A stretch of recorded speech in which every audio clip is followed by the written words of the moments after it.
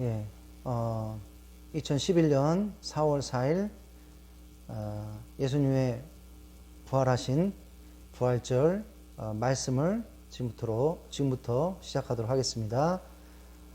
오늘 부활절, 예수님께서 영광스럽게 부활하신 부활절 하나님의 말씀은 고린도전서 15장 1절부터 58절의 말씀입니다. 예수님의 부활은 성도들의 희망이라는 제목을 가지고 같이 이 말씀을 나누도록 하겠습니다. 오늘 본 말씀 좀 길지만 한번 빨리 같이 한번 읽어보도록 하겠습니다. 고린도전서 15장 1절부터 58절입니다. 형제들아, 내가 너희에게 전한 복음을 너희에게 알게 하노니 이는 너희가 받은 것이요 또 그 가운데 선 것이라. 너희가 만일 내가 전한 그 말을 굳게 지키고 헛되이 믿지 아니하였으면 그로 말미암아 구원을 받으리라. 내가 받은 것을 먼저 너희에게 전하였나니 이는 성경대로 그리스도께서 우리 죄를 위하여 죽으시고 장사 지낸 바 되셨다가 성경대로 사흘 만에 다시 살아나사 게바에게 보이시고 후에 12 제자에게와 그 후에 500여 형제에게 일시에 보이셨나니 그 중에 지금까지 대다수는 살아있고 어떤 이들은 잠들었으며 그 후에 야고보에게 보이셨으며 그 후에 모든 사도에게와 맨 나중에 만삭되지 못하여 난 자 같은 내게도 보이셨느니라. 나는 사도 중에 가장 작은 자라. 나는 하나님의 교회를 박해하였으므로 사도라 칭함받기를 감당하지 못할 자니라.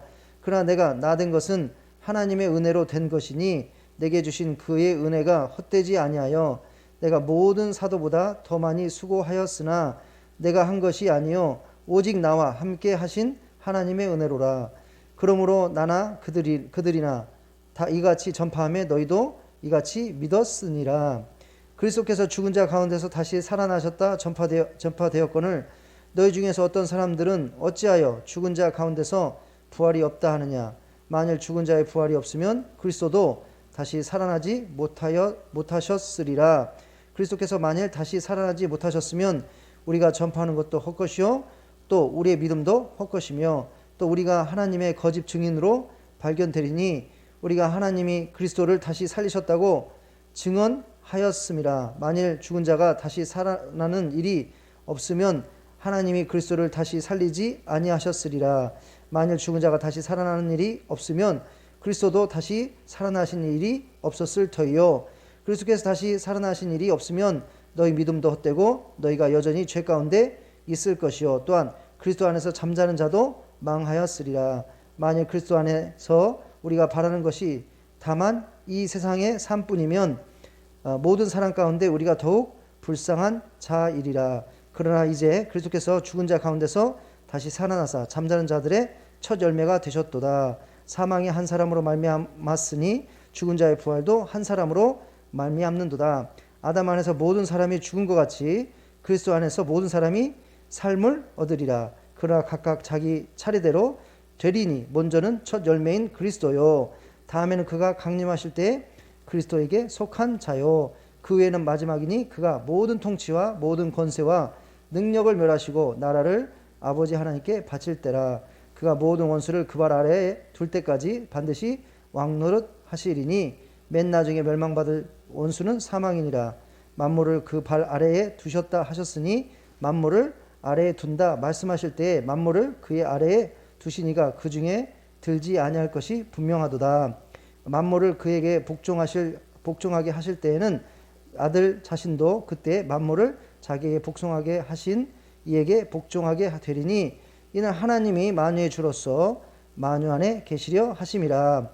만일 죽은 자들이 도무지 다시 살아나지 못하면 죽은 자들을 위하여 세례를 받는 자들이 무엇을 하겠느냐. 어찌하여 그들을 위하여 세례를 받느냐. 또 어찌하여 우리가 언제나 위험을 무릅쓰리요. 형제들아, 내가 그리스도 예수 우리 주 안에서 가진 바 너에게 대한 나의 자랑을 두고 단언하니 나는 날마다 죽노라. 내가 사람의 방법으로 에베소에서 맹수와 더불어 싸웠다면 내게 무슨 유익이 있으리요. 죽은 자가 다시 살아나지 못한다면 내일 죽을 터이니 먹고 마시자 하리라. 속지 말라. 악한 동무들은 선한 행실을 더럽히나니 깨어 의를 행하고 죄를 짓지 말라. 하나님을 알지 못하는 자가 있기로 내가 너희를 부끄럽게 하기 위하여 말하노라. 누가 묻기를 죽은 자들이 어떻게 다시 살아나며 어떠한 몸으로 오느냐 하리니 어리석은 자여, 네가 뿌리는 씨가 죽지 않으면 살아나지 못하겠고, 또 네가 뿌리는 것은 장래의 형체를 뿌리는 것이 아니요 다만 말이나 다른 것의 알맹이 뿐이로되, 하나님이 그 뜻대로 그에게 형체를 주시되 각 종자에게 그 형체를 주시느니라.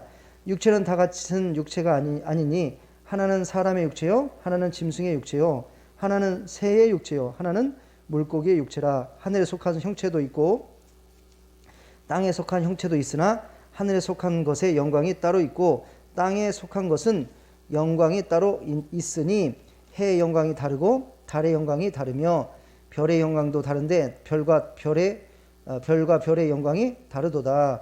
죽은 자의 부활도 그와 같으니 썩을 것으로 심고 썩지 아니할 것으로 다시 살아나며, 욕된 것으로 심고 영광스러운 것으로 다시 살아나며, 약한 것으로 심고 강한 것으로 다시 살아나며, 육의 몸으로 심고 신령한 몸으로 다시 살아나니, 육의 몸이 있은즉 또 영의 몸도 있느니라. 기록된 바 첫사람 아담은 생령이 되었다 한과 같이 마지막 아담은 살려주는 영이 되었나니, 그러나 먼저는 신령한 사람이 아니요 육의 사람이요 그 다음에 신령한 사람이니라. 첫사람은 땅에서 났으니 흙에 속한 자이거니와 둘째 사람은 하늘에서 나셨느니라. 무릇 흙에 속한 자들은 저 흙에 속한 자와 같고 무릇 하늘에 속한 자들은 저 하늘에 속한 이와 같으니, 우리가 흙에 속한 자의 형상을 입은 것 같이 또한 하늘에 속한 이의 형상을 입으리라. 형제들아, 내가 이것을 말하노니 혈과 육은 하나님의 나라를 이어받을 수 없고 또한 썩는 것은 썩지 아니하는 것을 유업으로 받지 못하느니라. 보라, 내가 너에게 비밀을 말하노니 우리가 다 잠잘 것이 아니요 마지막 나팔의 순식간에 호련히 다 변화되리니, 나팔 소리가 나매 죽은 자들이 썩지 아니할 것으로 다시 살아나고 우리도 변화되리라. 이 썩을 것이 반드시 썩지 아니할 것을 입겠고 이 죽을 것이 죽지 아니함을 입으리로다. 이 썩을 것이 썩지 아니함을 입고 이 죽을 것이 죽지 아니함을 입을 때에는 사망을 삼키고 이기리라고 기록된 말씀이 이루어지리라. 사망아, 너의 승리가 어디 있느냐? 사망아, 내가 쏘는 것이 어디 있느냐? 사망에 쏘는 것은 죄요, 죄의 권능은 율법이라. 우리 주 예수 그리스도로 말미암아 우리에게 승리를 주시는 하나님께 감사하노니, 그러므로 내 사랑하는 형제들아, 건실하며 흔들리지 말고 항상 주의 일에 더욱 힘쓰는 자들이 되라.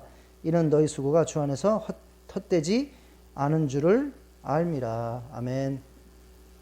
우리 잠깐 말씀 나누기 전에 잠깐만 같이 기도하겠습니다. 하나님 아버지, 감사합니다. 우리 예수님께서 인간의 가장 큰 문제요, 가장 큰 한계인 죄와 죽음, 사탄의 세력을 이기시고 승리하셨습니다. 부활하셨습니다. 영광스럽게 부활하셨습니다. 이 기쁜 그리고 이 복된 부활절, 하나님의 날에 하나님의 말씀을 전할 수 있도록 인도하시니 감사합니다. 오늘 말씀을 통해서 정말로 우리가 다시 한번 부활의 큰 기쁨과 영광을 체험하고 나누게 하여 주시고, 또 이 부활이 우리 모든 성도들에게 큰 소망이 됨을 다시 한번 깨닫게 하여 주시고, 이 소망을 가지고 우리가 계속적으로 멈추지 않고 하나님의 일을 감당할 수 있도록 붙들어 주시고 인도하여 주시옵소서. 예수님 감사합니다. 예수님의 이름으로 간절히 기도하였습니다. 아멘. 예, 오늘은 예수님께서 영광스럽게 부활하신 부활절입니다. 그래서 오늘은 예수님의 부활에 대한 말씀을 같이 나누도록 하겠습니다. 오늘 그 방금 읽은 고린도전서 15장은 부활장이라고 불리우는 그러한 본문 말씀입니다. 그 예수님의 부활과 그 예수님의 부활로 우리에게 또한 이루어지는 우리 성도들의 부활에 대해서 아주 자세히 잘 가르쳐주는 하나님의 말씀입니다. 오늘 예수님의 부활과 또 예수님의 부활이 우리에게 어떤 의미가 있는지 같이 한번 말씀을 통해서 알아보도록 하겠습니다. 먼저 예수님의 부활은 역사적인 사실이라는 것입니다. 예, 오늘 본 말씀에서도 사도 바울 선생님께서 뭐라고 얘기하고 있습니까? 내가 받은 것을 먼저 너희에게 전하였노니 이는 성경대로 그리스도께서 우리의 죄를 위하여 죽으시고 장사 지낸 바 되셨다가 성경대로 사흘 만에 다시 살아나사 게바에게 보이시고, 베드로에게 보이셨다는 것입니다. 후에 12제자에게와 그 후에 500여 형제에게 일시에 보이셨나니 그 중에 지금까지 대다수는 살아있고 어떤 사람은 잠들었으며, 그 후에 야고보에게 보이셨으며 그 후에 모든 사도에게와 맨 나중에 만석되지 못한 난 자 같은 내게도 보이셨느니라. 그래서 예수님을 목격한 많은 증인들이 있다는 것입니다. 이것은 사람들이 만들어낸 얘기도 아니고 소설의 얘기도 아니고 역사적인 사건이라는 것입니다. 정말로 일어난 일이라는 것입니다. 그리고 예수님의 부활은 이미 성경에서 예언되어 있었습니다. 예수님께서 또 공생하시면서 사역 기간 중간에도 자신의 십자가에서의 그 대속의 그 죽음과 3일 후에 영광스러운 부활에 대해서 이미 여러 번 예언하셨습니다. 그래서 예수님은 바로 성경 말씀대로 또 본인이 말씀하신 대로 죽음을 이기고 그 말씀을 성취하시기 위해서 또 부활하신 것입니다. 구약에도 보면 예수님의 부활에 대해서 이미 예언하고 있는 많은 본문들이 있습니다. 우리가 그 성경의 7대 절기, 그 이스라엘 백성들이 지켜야 되는 그 모세 율법에 나오는 7절기 중에 이제 봄 절기를 보면 유월절, 무교절, 초실절, 오순절이 있습니다. 유월절은 바로 예수님의 십자가에서의 죽음을 나타내는 것입니다. 무교절은 예수님이 십자가에서 죽으실 때 그 몸이 흠없는 몸이었다는 것, 죄 없는 몸이었다는 것, 바로 그것을 상징하는 것입니다. 그래서 그 누를 넣지 않은 그 떡을 먹는 것이 바로 이 무교절인 것입니다. 그리고 이제 초실절이 있습니다. 초실절은 바로 첫째 열매를 가지고, 첫 번째 추수한 열매를 가지고 하나님께 감사를 드리는 절기입니다. 예수님께서 우리에게 첫째 열매가 되셨습니다. 모든 성도님들 위해서 처음으로 부활하신 것입니다. 그래서 우리는 이제 예수님을 믿을 때 우리도 예수님처럼 부활하게 되는 것입니다. 바로 이 초실절이 예수님의 부활을 예언하는, 상징하는 그런 절기가 되는 것입니다.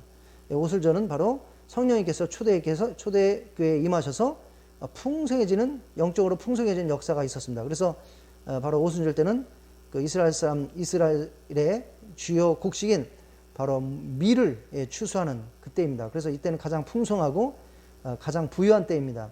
그런 것처럼 성령님께서 초대교회에 왔을 때 하나님의 교회가 풍성하게 됐습니다. 하나님의 역사로, 하나님의 능력으로. 이와 같이 그 각 절기는 앞으로 일어날 일, 신약 시대에 일어날 일들을 예언하고 있습니다. 예수님의 사역들을 예언하고 있습니다.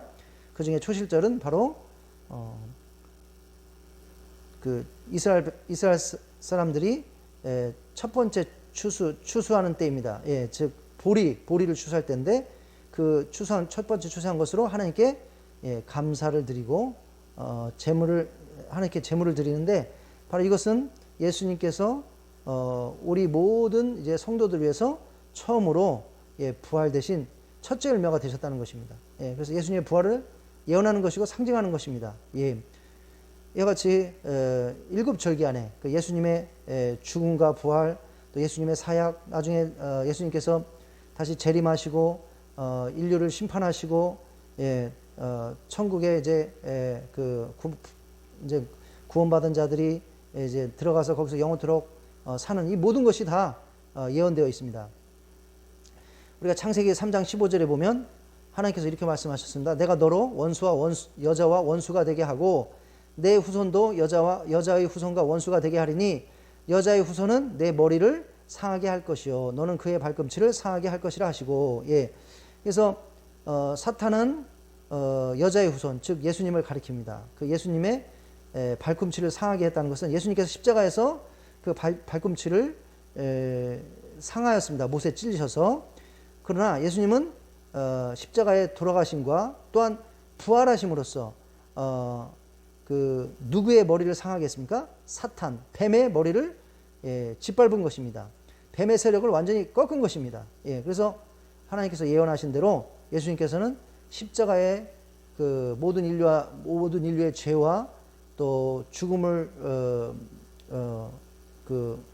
모든 죄와 죽음으로부터 영원한 죽음부터 구하기 위해서 십자가에서 대속의 죽음을 죽으셨고 3일 후에 부활하심으로써 그 사탄의 세력, 죄와 죽음의 세력을 완전히 이기신 것입니다. 그래서 하나님의 이 예언, 여자의 후손은 내 머리를 상하게 할 것이다. 이것이 바로 예수님의 십자가 역사와 그리고 부활의 역사를 통해서 성취된 것입니다. 아브라함은 시험을 받을 때에 믿음으로 이삭을 드렸으니 그는 약속들을 받은 자로되 그 외에 아들을 드렸느니라. 그에게 이미 말씀하시기를 내 자손이라 칭할 자는 이삭으로 말미암으리라 하셨으니 그가 하나님이 능히 이삭을 죽은 자 가운데서 다시 살리실 줄로 생각한지라. 비유컨대 그를 죽은 자 가운데서도 도로 받은 것이니라. 하나님께서 아브라함을 시험하셔서 아브라함으로 하여금 하나밖에 없는 독자 이삭을 제물로 바치라고 하였습니다. 그러나 아브라함은 뭐를 믿었다는 것입니까? 바로 이삭이 다시 살 거라는 거. 죽임을 당해도 다시 하나님께서 살리실 수 있다는 것. 이것을 믿었다는 것입니다. 그리고 아브라함이 3일 길을 걸어서 결국에는 산에 가서 이 이삭을 제물로 바치게 할 때 그 아브라함의 믿음대로 하나님께서는 이삭을 죽이지 않고 살리셨습니다. 그래서 바로 우리 하나님께서도 바로 예수님을 다시 부활케 하신 것입니다. 십자가에 죽으신 예수님을 다시 살리신 것입니다. 그래서 이 아브라함이 이삭을 드린 사건은 바로 예수님의 부활을 나타내는 예수님께서 십자가의 죽음으로 끝나지 않고 결국 부활을 통해서 죽음을 이기신 그 부활 사건을 또한 예언하는 그런 사건인 줄로 믿습니다. 우리가 요셉의 인생을 보면 형들의 시기와 질투로 그 상인들에 의해서 그 보디발의 집에 노예로 팔렸습니다. 그리고 거기서도 거짓 모함으로 그 보디발 아내의 거짓 모함으로 감옥에 갇혔고 이와 같은 그 고생과 또 여러 가지 어려움을 겪었습니다. 그러나 결국 애굽의 국무총리로 임명이 되어서 많은 사람들을 기금으로부터 구하는 것이 요셉의 인생인 것입니다. 그래서 예수님께서 십자가에서 그 거짓 모함으로 십자가에 달리시고 그리고 또 종교 지도자들의 시기와 질투로 거짓 모함을 받고 십자가에서 그 죽임을 당하시는 그런 고초를 겪으셨지만 그런 고생을 겪으셨지만 결국에는 3일 후에 영광스럽게 부활하셨습니다.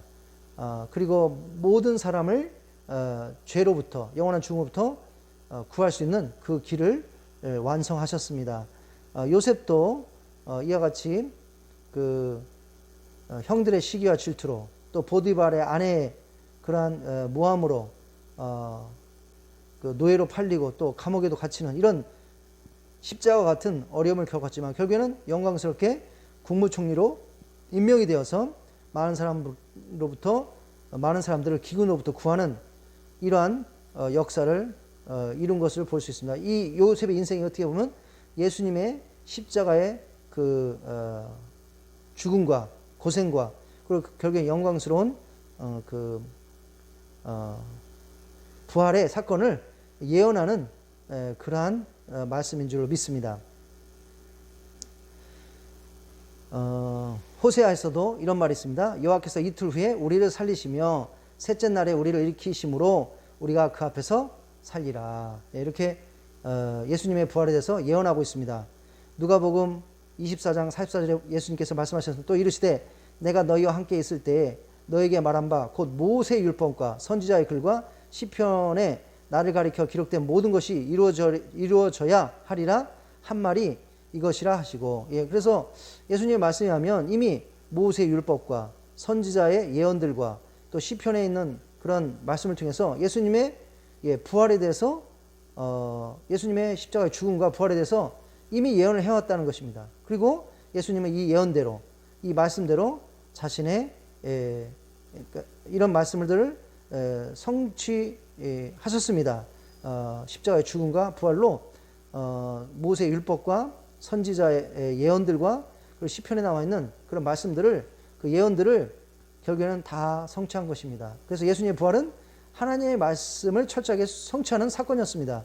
그리고 예수님께서 또 공생기간에 자신의 그 모든 인류를 위한 모든 인류의 죄 모든 인류를 대속하는 그 십자가의 죽음과 그리고 3일 후의 부활을 이미 예언을 하셨고 그것을 실제로 다 성취하셨습니다. 예. 그래서 예수님께서는 바로 구약의 예언의 말씀처럼 그리고 또 본인이 말씀하신 그 말씀대로 예언대로 십자가에 모든 인류의 죄를 위해서 죽으시고 3일 만에 영광스럽게 부활하셨습니다. 예. 하나님의 말씀을 성취하신 것입니다.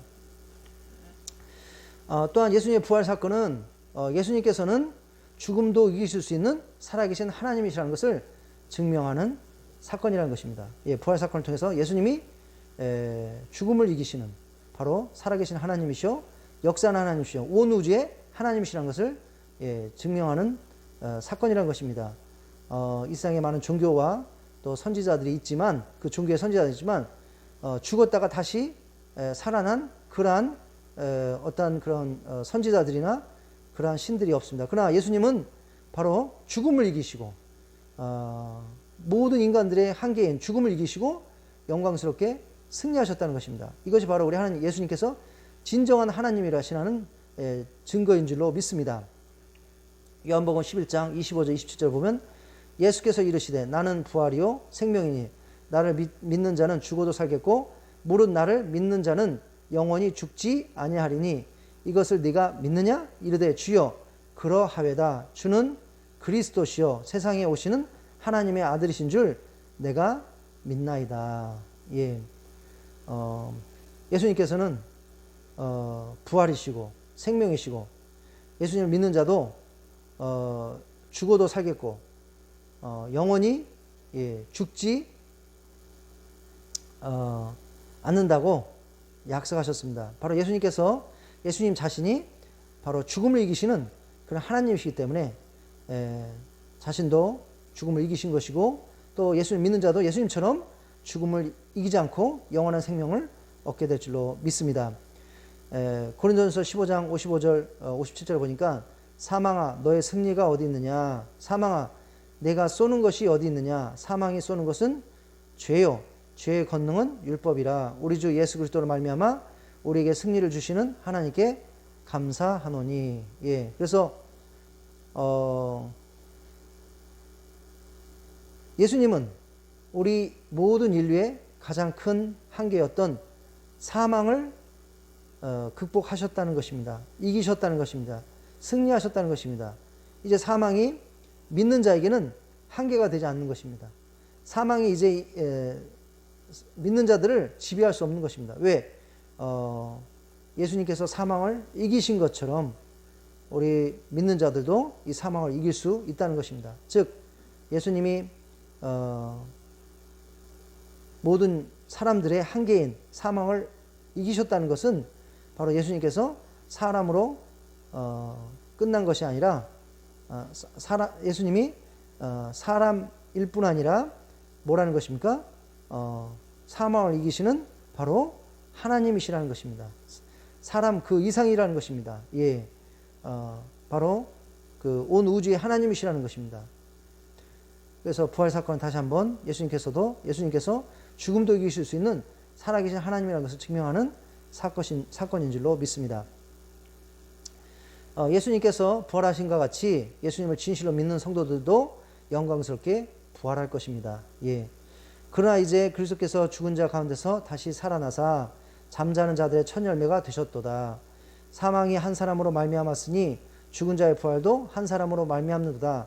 아담 안에서 모든 사람이 죽은 것 같이 그리스도 안에서 모든 사람이 삶을 얻으리라. 그러나 각각 자기 차례대로 되리니 첫째는 첫 열매인 그리스도요. 다음에는 그가 강림하실 때에 그리스도에게 속한 자요. 예. 그래서 우리 예수님은 모든 성도님들에게 첫 열매가 되었습니다. 그것은 무엇을 말하냐면 바로 예수님께서 먼저 죽음을 이기시고 부활하셨다는 것입니다. 예수님께서 죽음을 이기시고 부활하신 것처럼 예수님 안에 진실로 거하는 자, 예수님을 진실로 믿는 자, 예수님을 진실로 따르는 자들은 예수님처럼 죽음으로 끝나지 않고 다시 부활하게 된다는 것입니다. 예. 그래서 예수님께서 부활하신 것처럼 우리 성도님들도 바로 영광스럽게 부활할 것입니다. 죽음으로 끝나지 않고 영원한 생명을 얻게 된다는 것입니다. 고린도전서 15장 51절 57절에도 동일한 얘기를 하고 있습니다. 보라 내가 너에게 비밀을 말하노니 우리가 다 잠잘 것이 아니요 마지막 나팔의 순식간에 후련히 다 변화되리니 나팔 소리가 나매 죽은 자들이 썩지 아니할 것으로 다시 살아나고 우리도 변화되리니 이 썩을 것이 반드시 썩지 아니할 것을 입겠고 이 죽을 것이 죽지 아니함을 입으리로다. 이 썩을 것이 썩지 아니함을 입고 이 죽을 것이 죽지 아니함을 입을 때에는 사망을 삼키고 이기리라고 기록된 말씀이 이루어지리라. 우리가 부활할 때는 우리의 몸이 이제 땅의 몸이 아니라 하늘의 몸으로 변화되어 완벽한 몸으로 부활할 것이라고 오늘 본 말씀은 얘기하고 있습니다. 하늘에 속한 형체도 있고 땅에 속한 형체도 있나니 하늘에 속한 것은 하늘에 속한 것의 영광이 따로 있고 땅에 속한 것의 영광이 따로 있나니 죽은 자의 부활도 그와 같으니 썩을 것으로 심고 썩지 아니할 것으로 다시 살아나며 욕된 것으로 심고 영광스러운 것으로 다시 살아나며 약한 것으로 심고 강한 것으로 다시 살아나며 육의 몸으로 심고 신령한 몸으로 다시 살아나니 육의 몸이 있은즉 또 영의 몸도 있느니라. 그래서 우리가 땅의 몸을 가지고 이 땅에 살고 있습니다. 우리 땅의 몸은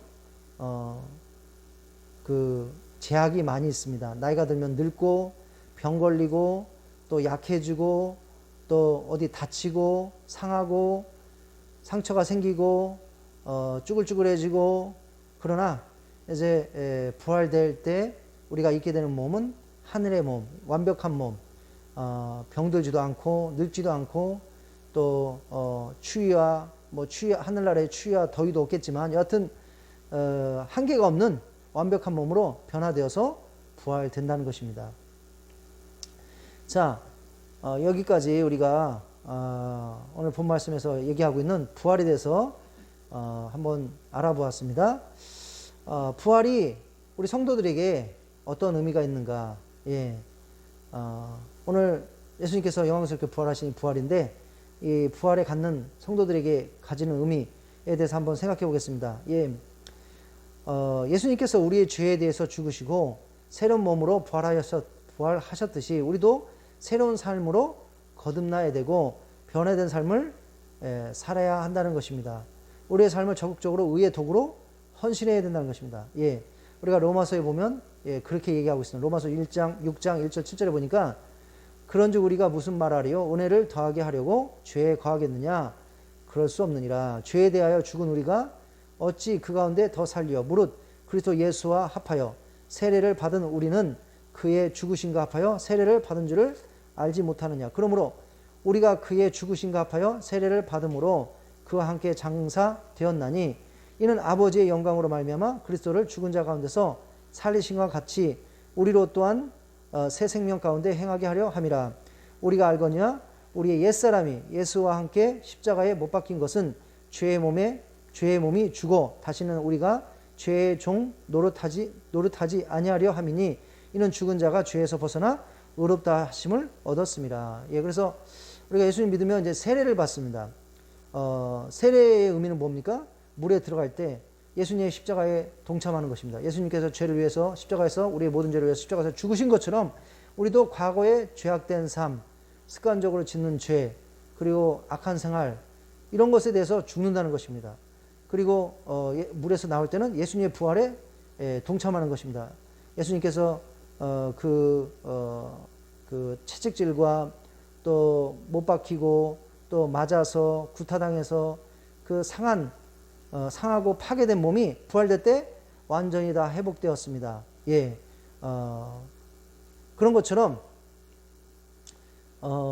우리도 물에서 나올 때는 이제 죄악된 삶에서는 죽고 이제 변화된 삶으로 거룩한 삶으로 새로운 삶으로 거듭나게 된다는 것입니다. 그것이 바로 세례의 의미인 것입니다. 예, 세례는 예수님의 십자가와 부활에 동참하는 것입니다. 예, 예수님의 몸이 파괴되고 죽으셨지만 이제 부활할 때 다시 다 회복되고 새로운 몸이 된 것처럼 우리도 이제 죄악된 삶에 대해서는 죽고 새로운 삶으로 부활해야 된다는 것입니다. 예, 그리고 새로운 삶을 이제 살아야 된다는 것입니다. 로마서 6장 15절 23절에서 그런즉 어찌하리요 우리가 법 아래에 있지 아니하고 은혜 아래에 있으니 죄를 지으려 그럴 수 없느니라. 너희가 본래 죄의 종이더니 너희가 전하여 준 바 교훈의 본을 마음으로 순종하여 죄로부터 해방되어 의에게 종이 되었느니라. 너희 육신이 연약함으로 내가 사람의 예대로 말하노니 전에 너희가 너희 지체를 부정과 불법에 내어주어 불법에 이른 것 같이 이제는 너희 지체를 의에게 종으로 내주어 거룩함에 이르라. 그러나 이제는 너희가 죄로부터 해방되었고 하나님께 종이 되어 거룩함에 이르는 열매를 맺었으니 그 마지막은 영생이라. 죄의 삭은 사망이요 하나님 원사는 그리스도 예수 우리의 주 안에 있는 영생이니라. 그래서 전에는 우리의 몸을 죄의 도구로 죄를 짓는 그러한 수단으로 그렇게 우리의 육체를 잘못 사용하였다는 것입니다. 그러나 이제는 그런 죄악된 삶, 우리의 몸을 죄의 도구로 사용했던 그런 삶에서 죽고 십자가에서 예수님께서 우리의 죄를 위해서 죽은 것처럼 그런 삶에서는 이제 죽고 이제는 어떤 삶으로 바뀌어야 된다는 것입니까? 어떤 삶으로 부활해야 된다는 것입니까? 우리의 몸을 적극적으로 하나님의 도구로 하나님의 귀한 일에 쓰는 그 도구로 드리는 헌신하는 새로운 삶으로 우리가 부활해야 된다는 것입니다. 그래서 예수님의 부활에 우리가 동참한다는 것은 바로 우리의 삶을 이제는 적극적으로 하나님께 선한 일에 하나님 기뻐하시는 일에 복음을 전하고 영혼들을 구하고 정말 사람들을 섬기고 사랑하고 또 하나님 말씀에 순종하여 사는 그런 삶으로 우리의 삶을 적극적으로 드리는 삶으로 우리가 부활해야 된다는 것입니다. 예, 바로 부활은 이런 의미가 있는 줄 믿습니다. 그리고 예수님의 부활은 또 성도들에게 어떤 의미가 있습니까? 예수님의 부활은 성도들에게 큰 희망이 된다는 것입니다. 산소망이 된다는 것입니다. 예, 오늘 본 말씀에서 사도 바울은 이렇게 고백하고 있습니다. 또 어찌하여 우리가 언제나 위험을 무릅쓰리요 형제들아 내가 그리스도 예수 우리 주 안에서 가진 바 너희에 대한 나의 자랑을 두고 단언하노니 나는 날마다 죽노라. 내가 사람의 방법으로 에베소에서 맹수와 더불어 싸웠다면 내게 무슨 유익이 있으리요. 죽은 자가 다시 살아나지 못한다면 내일 죽을 터이니 먹고 마시자 하리라. 예, 부활의 소망이 없는 자들, 이 세상에 있는 것이 전부라고 생각하는 사람들은 어떻게 한다는 것입니까? 뭐 죽으면 끝인데 이런 생각으로 그냥 이 땅에서 잘 먹고 잘 사는 거, 이 땅에 최대한 많이 벌고 그 버는 것으로 이 세상에서 즐길 것 최대한 즐기자, 이런 어떠한 그런 생각으로 살아갈 것입니다. 예, 죽은 자가 다시 살지 못하면 내일 죽을 터이니 먹고 마시자 하리라. 예, 여기서 말한 것처럼 그렇게 살다는 것입니다. 그러나 우리 성도들은 알고 있습니다. 이 세상의 삶이 이 땅의 것만이 전부가 아니라는 거, 이 땅의 삶은 잠깐이라는 거, 그리고 우리가 죽어도 예수님을 진실로 믿는 자들은 뭐 한다는 것입니까? 죽지 않는다는 것입니다. 부활한다는 것입니다. 부활해서 완벽한 몸으로 부활돼서 저 천국에서 영원토록 산다는 것입니다. 그렇기 때문에 그 소망이 있기 때문에 그 희망이 있기 때문에 어떻게 한다는 것입니까? 잠깐 있다가는 생 천국에서 우리 하나님께서 우리를 위해서 준비한 큰 상급과 영광을 받기 위해, 칭찬받기 위해 하나님 기뻐하시는 일에 적극적으로 우리의 삶을 드린다는 것입니다. 비록 그것이 힘들고 어렵고 그 고생을 경험하고 결국에는 순교하는 일이 있더라도 어떤다는 것입니까? 그 소망 때문에, 그 부활의 소망 때문에 모든 것을 참고 인내하고 그 길을 간다는 것입니다. 사도 바울 선생님께서 어떻게 다시 한번 고백하고 있습니까? 또 어찌하여 우리가 언제나 위험을 무릅쓰리요 형제들아 내가 그리스도 예수 우리 주 안에서 가진 바 너에게 대한 나의 자랑을 두고 단언하니 난 날마다 죽노라. 예, 날마다 이 땅에서 자신의 어떤 욕심, 자신의 뜻, 이것을 죽인다는 것입니다. 왜? 하나님 뜻대로 살기 위해서. 그래서 결국에는 부활해서 부활의 영광에 참여해서 저 천국에서 더 큰 영광을 누리기 위해서, 받기 위해서 내가 사람의 방법으로 에베소에서 맹세와 더불어 싸웠다면 내게 무슨 유익이 있으리요. 예, 바로 복음을 전하다가 이런 위험도 겪었다는 것입니다. 이것이 왜 그렇습니까? 부활의 소망 때문에, 예, 부활의 소망 때문에, 부활의 희망 때문에, 예, 이런 어려움을 겪었다고 말하는 줄 믿습니다. 우리가 베드로서를 보면 베드로 사도는 엄청난 핍박 가운데 있었던 1세기 성도들에게 엄청난 핍박 가운데서도 천국에서의 구원받는 성도로서의 영원한 삶으로서의 부활을 소망으로 삼고 모든 고통과 환난 그리고 고난과 어려움을 극복하고 환난 가운데서도 천국에서의 영원한 삶으로서의 부활이라는 산소망 때문에 즐거워하라고 베드로서를 통해서 격려하고 있습니다. 예, 베드로서에 보면 베드로가 이렇게 하고 있습니다. 우리 주 예수 그리스도의 우리 주 예수 그리스도의 아버지 하나님을 찬송하리로다. 그의 많으신 긍휼대로 예수 그리스도를 죽은 자 가운데서 부활하게 하심으로 말미암아 우리로 거듭나게 하사 산소망이 있게 하시며. 예, 그래서 예수님의 부활 사건은 우리에게 산소망, living hope가 된다는 것입니다. 예, 이 희망 때문에 우리는 이 땅의 삶의 이 땅의 삶이 전부라고 생각하지 않고 잠깐 있다가는 인생을 하나님 기뻐하시는 일에 적극적으로 헌신하게 되는 줄 믿습니다. 우리 한번 제자들 보십시오. 제자들이 부활 전과 부활 후에 어떻게 변화되었는가. 이 사건을 통해서 정말로 부활이 우리에게 큰 소망과 희망이 된다는 것을 알 수 있습니다. 제자들이 예수님의 부활을 체험하기 전에는, 예, 부활을 체험하기 전에 예수님께서 체포되었을 때는 절망과 슬픔과 당함과 두려움과 염려 가운데 있었습니다. 그러나 예수님의 부활을 체험한 다음에 그들은 기쁨과 환희, 소망을 갖게 된 것입니다. 예, 예수님께서 체포된 후에 모든 제자들은 슬픔과 절망, 공포와 염려로 예수님을 부인하고 도망쳐서 자신들의 안전을 위하여 문을 안으로 잠그고 집에 숨어 있었습니다. 그러나 부활하신 예수님께서 그들을 찾아오셨고 예수님의 부활을 체험한 제자들의 마음은 모든 부정적인 것들로부터 기쁨과 환희 그리고 소망과 희망으로 바뀌게 된 것을 우리가 말씀을 통해서 알 수 있습니다. 요한복음 20장 19절 20절 보니까 이날 곧 안식 후 첫날 저녁 때에 제자들이 유대인들을 두려워하여 모인 곳에 문을 닫았더니 예수께서 오사 가운데 서서 이르시되 너에게 평강이 있을지어다 이 말씀을 하시고 손과 옆구리를 보이시니 제자들이 이 주를 보고 기뻐하였다는 것입니다. 두려움과 염려, 공포와 두려움이 사라지고 기쁨으로 그들의 마음이 채워졌다는 것입니다. 예수님의 부활을 체험할 때, 예, 축복하실 때 그들을 떠나 하늘로 올려지시니 그들이 그에게 경배하고 큰 기쁨으로 예루살렘에 돌아가 늘 성전에서 하나님을 찬송하더라. 예, 두려움과 염려와 걱정과 슬픔과 어둠에 잠겨있던 제자들이 예수님의 부활을 체험하고 예수님의 부활에 함께 할 때, 부활하신 예수님과 함께 할 때 이들이 큰 기쁨으로 바뀌어서 하나님을 기쁨으로 찬송하는 그러한 변화의 삶으로 바뀌었다는 것입니다.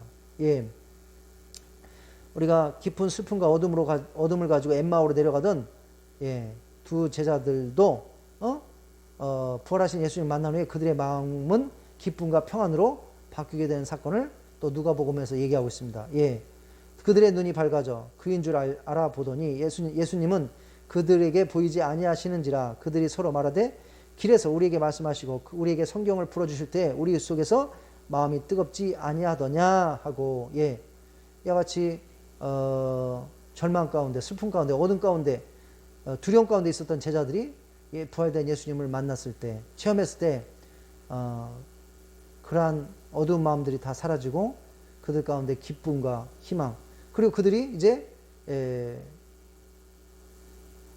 소망을 갖게 됐다는 것입니다. 예, 예수님 안에 있는 자들은 죽음으로 끝나지 않고, 비참한 죽음으로 끝나지 않고, 십자가로 끝나지 않고 영광스러운 부활에 참여한다는 것을 알고 체험하고, 그리고 그것을 이제 그들의 삶 가운데 소망으로, 희망으로 갖게 된다는 것입니다. 예, 예수님의 부활을 체험한 뒤에 제자들의 삶의 변화, 예, 한번 보도록 하겠습니다.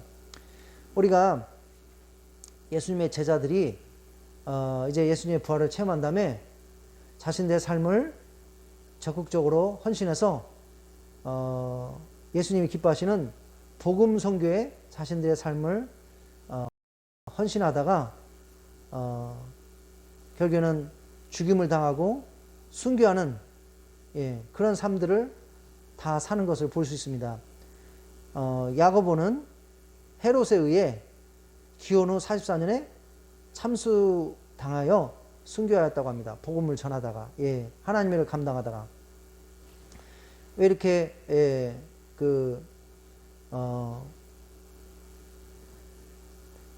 목이 잘려서 죽음을 당하기까지 복음을 전했겠습니까? 바로 예수님의 부활의 영광을 체험하고 자신도 죽음을 당할지라도 바로 영광스럽게 부활하여 영원한 삶을 누린다는 것을 알게 되었고 거기에 대해서 소망을 가졌기 때문인 줄로 믿습니다.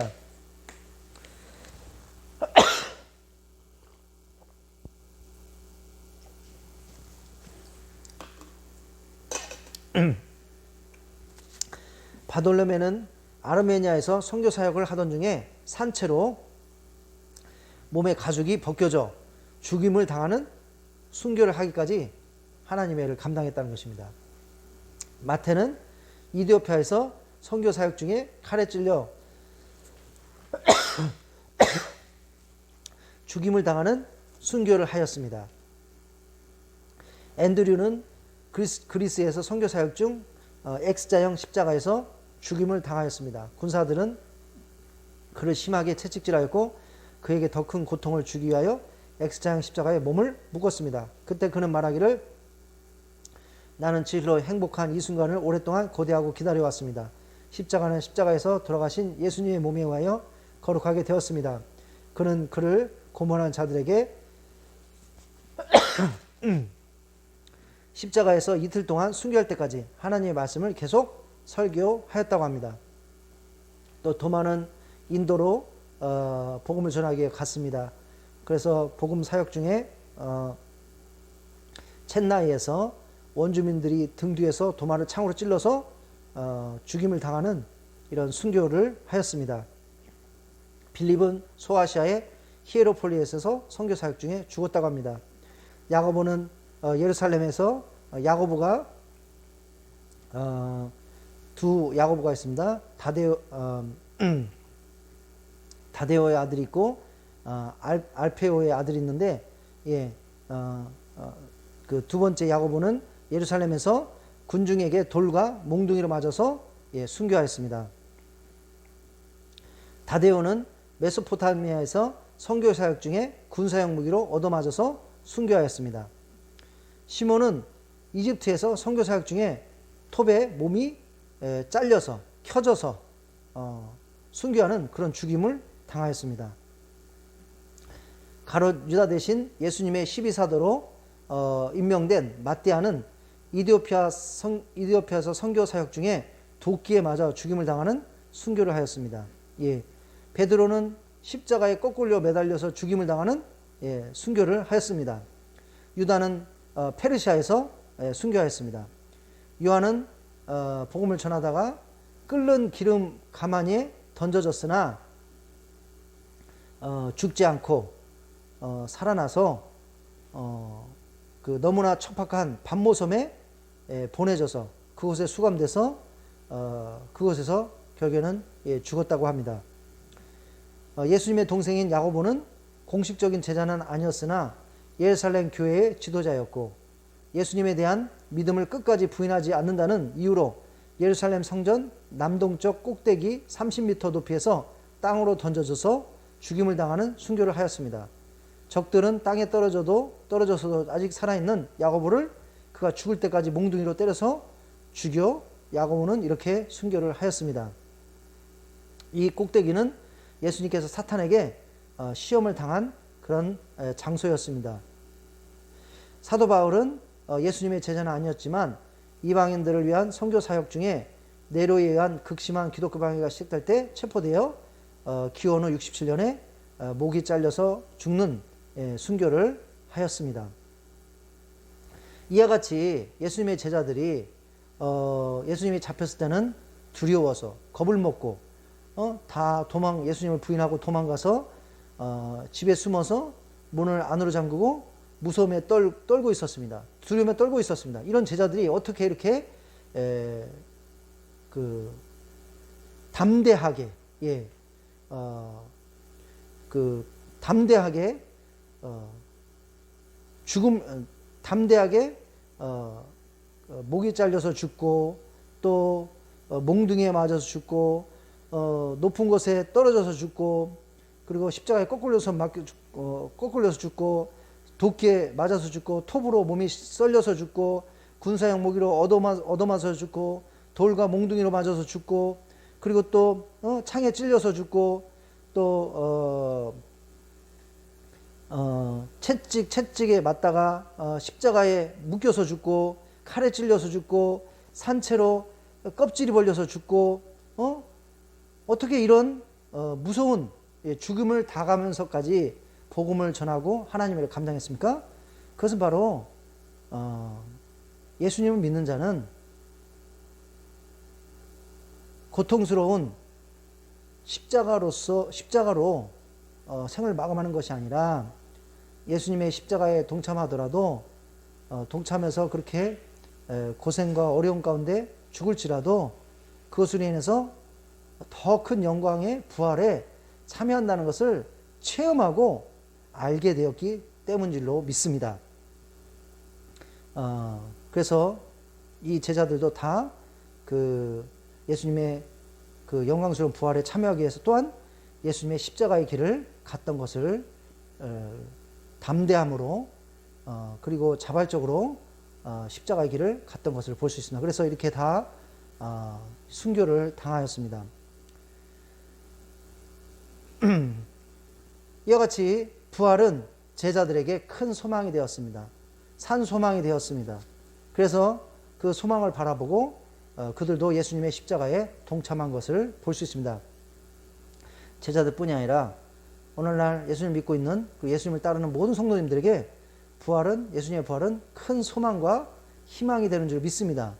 우리는 이 예수님의 부활의 소망 때문에 그리고 희망 때문에 우리는 어떠한 삶을 살아야 됩니까? 오늘 고린도전서 5장 15장 58절에서 이렇게 얘기하고 있습니다.